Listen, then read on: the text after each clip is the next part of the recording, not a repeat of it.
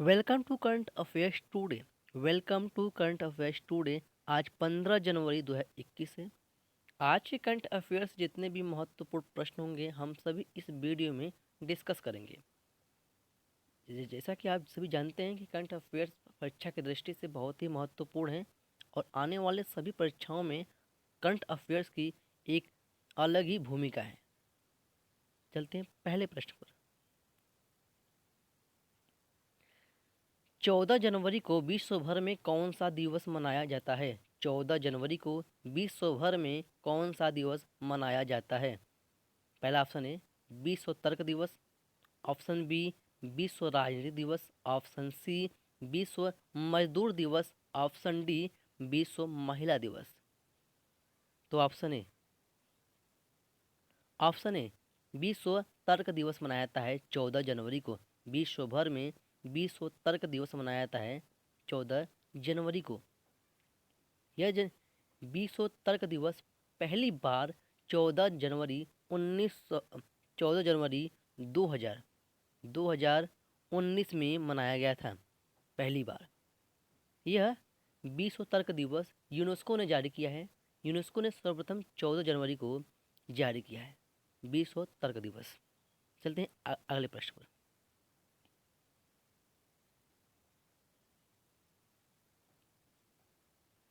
किस राज्य में चल रहे शैक्षणिक सत्र के मैट्रिक के साथ छात्रों के लिए परीक्षा शुल्क माफ कर दिया गया है? माफ कर दिया गया है। किस राज्य में चल रहे शैक्षणिक सत्र के मैट्रिक के छात्रों के लिए परीक्षा शुल्क माफ कर दिया गया है? Orissa, Bihar, Jharkhand, Assam. Option A Orissa, option A Orissa सरकार ने मैट्रिक के सभी छात्रों के लिए परीक्षा शुल्क माफ कर दिया है। तो उड़ीसा सरकार, नवीन पटनायक जी, उड़ीसा के सीएम नवीन पटनायक, उड़ीसा के कैपिटल भुवनेश्वर, उड़ीसा के गवर्नर जो है वो है गणेशी लाल जी। तो नवीन पटनायक जी ने राज्य में चल रहे शैक्षणिक सत्र के मैट्रिक के छात्रों के लिए परीक्षा शुल्क माफ कर दिया है। यह लगभग 6 लाख से अधिक विद्यार्थियों के लिए लाभान्वित होंगे। परीक्षा शुल्क के रूप में केंद्र राज्य सरकार को 27 लाख रुपए 27 करोड़ रुपए 27 करोड़ रुपए भुगतान करना पड़ा। करोड़ 27 27 करोड़ करोड़। चलते हैं अगले प्रश्न पर। अमेरिका के राष्ट्रपति डोनाल्ड ट्रंप ने हाल ही में किस शहर में आपातकाल की घोषणा किया है? अमेरिका के राष्ट्रपति डोनाल्ड ट्रंप ने हाल ही में किस शहर में आपातकाल की घोषणा किया है? Option A Los Angeles, option B New York city, option C Washington DC, option D Las Vegas. तो C option C option C Washington DC में अमेरिका के राष्ट्रपति डोनाल्ड ट्रंप ने हाल ही में वाशिंगटन डीसी में आपातकाल की घोषणा की है। यह घोषणा आपातकाल की घोषणा की है घोषणा की है यह यूएस कैपिटल भवन की सुरक्षा भंग करने के बाद हुई है। इस हिंसक प्रदर्शन में यूएसए के अमेरिका के 5 लोग मारे गए हैं और बहुत से लोग जख्मी भी हुए हैं।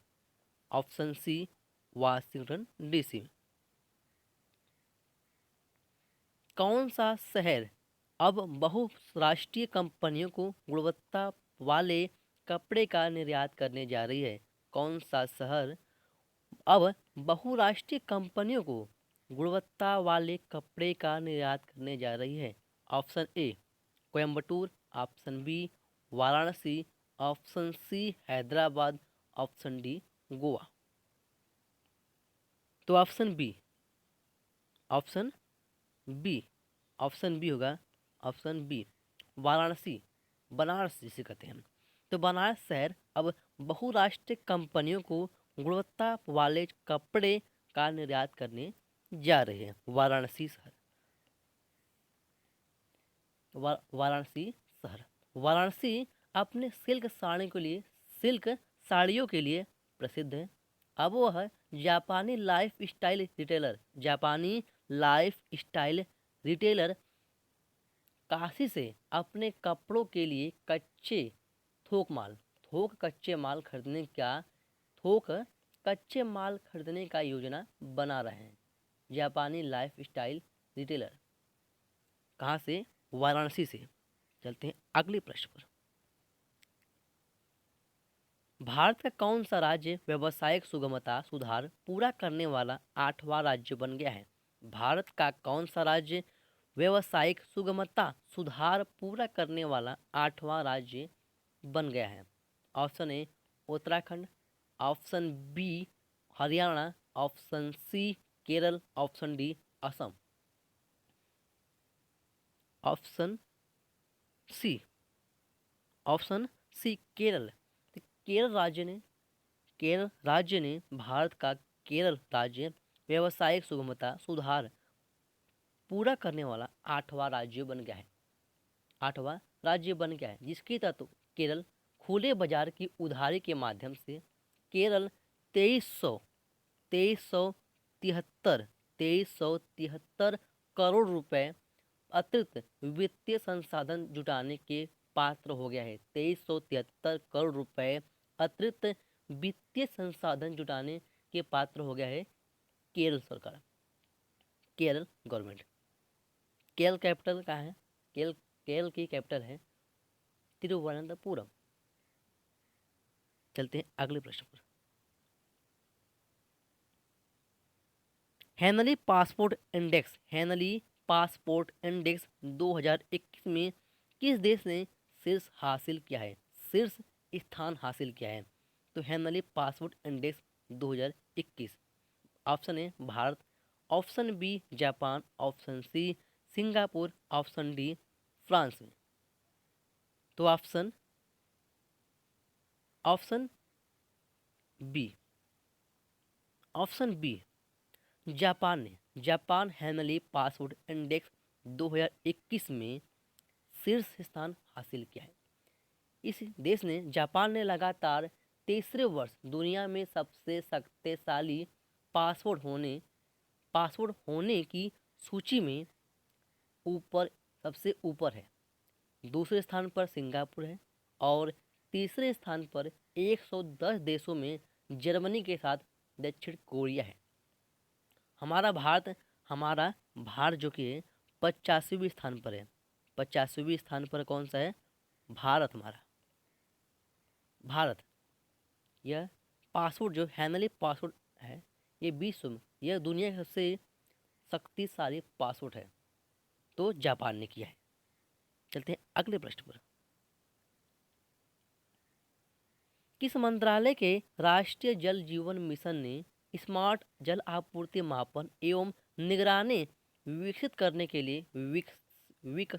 के लिए आईसीटी ग्रैंड चैलेंज की शुरुआत की है?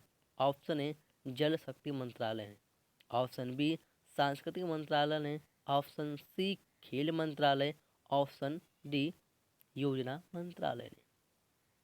तो ऑप्शन ए है जल शक्ति मंत्रालय ने। किसने किया है? ऑप्शन ए जल शक्ति मंत्रालय ने किया है। ऑप्शन ए जल शक्ति मंत्रालय। जल शक्ति मंत्रालय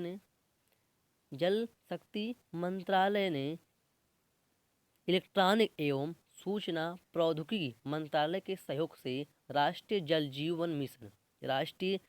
जीवन मिशन स्मार्ट जल आपूर्ति मापन एवं निगरानी विकसित करने के लिए आईसीसी ग्रैंड चैलेंज की शुरुआत की है, जिसमें जल शक्ति मिशन इस ग्रैंड चैलेंज का उपभोक्ता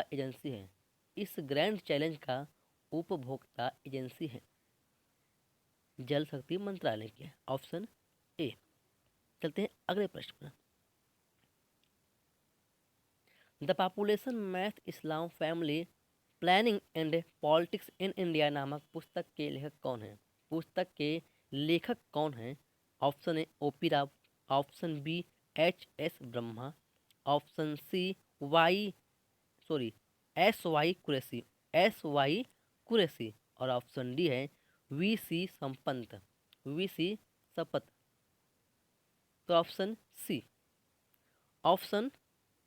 सी वा S Y Qureshi, S Y Qureshi ने the population myth Islam family planning and politics in India नामक पुस्तक के लेखक हैं S Y Qureshi. S Y Qureshi जो कि पूर्व मुख्य चुनाव आयुक्त भी हैं, पूर्व मुख्य चुनाव आयुक्त भी हैं। यह पुस्तक जो है 15 फरवरी को 15 फरवरी को 15 फरवरी 15 फरवरी को 15 फरवरी को बाजार में आ जाएगा, 15 फरवरी को।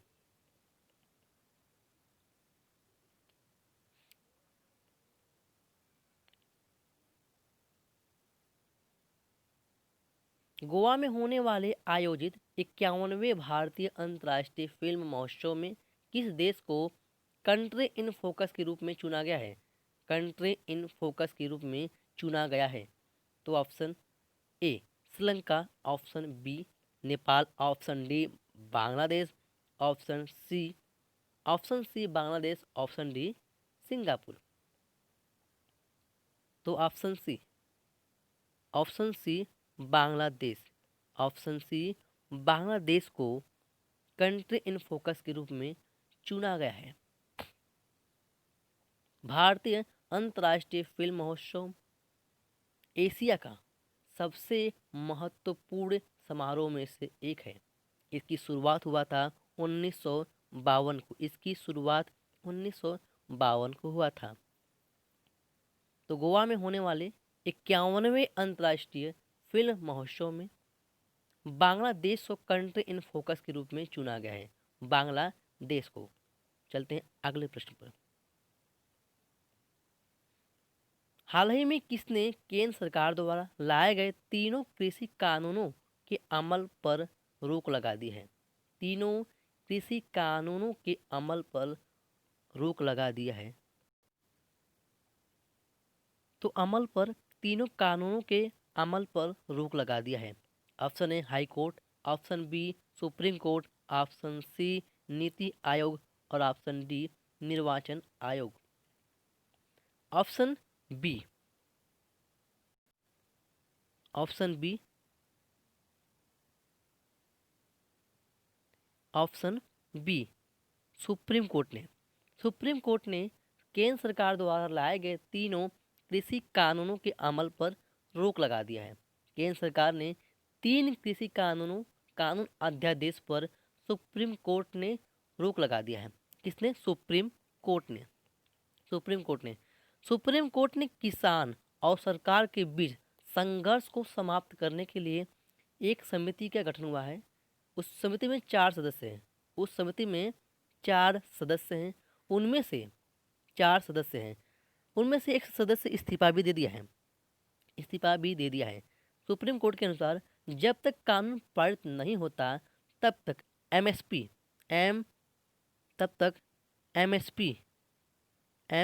एमएसपी मिनिमम सपोर्ट प्राइज ही पहली वाली कानून लागू व्यवस्था रहेगी। सुप्रीम कोर्ट ने व्यवस्था रहेगी। 4 सदस्यों के नाम हैं। पहले भूपेंद्र सिंह मान, दूसरे अशोक गुलाटी, तीसरे प्रमोद जोशी और चौथे हैं अनिल धनमत। भूपेंद्र सिंह मान ने इस समिति से हटने का फैसला ले लिया है और वो हट चुके हैं। इस समिति का नाम जो है स्वामीनाथन समिति है। अब बात है सुप्रीम कोर्ट की। सुप्रीम कोर्ट आर्टिकल 124 के तहत अध्यादेश जारी करती है। सुप्रीम कोर्ट है, सुप्रीम कोर्ट के पहले मुख्य न्यायाधीश है हीरालाल कांडिया, हीरालाल कांडिया। और वर्तमान के मुख्य न्यायाधीश हैं शरद अरविंद बोबडे, शरद अरविंद बोबडे, जो कि 47वें नंबर पर हैं, शरद अरविंद बोबडे।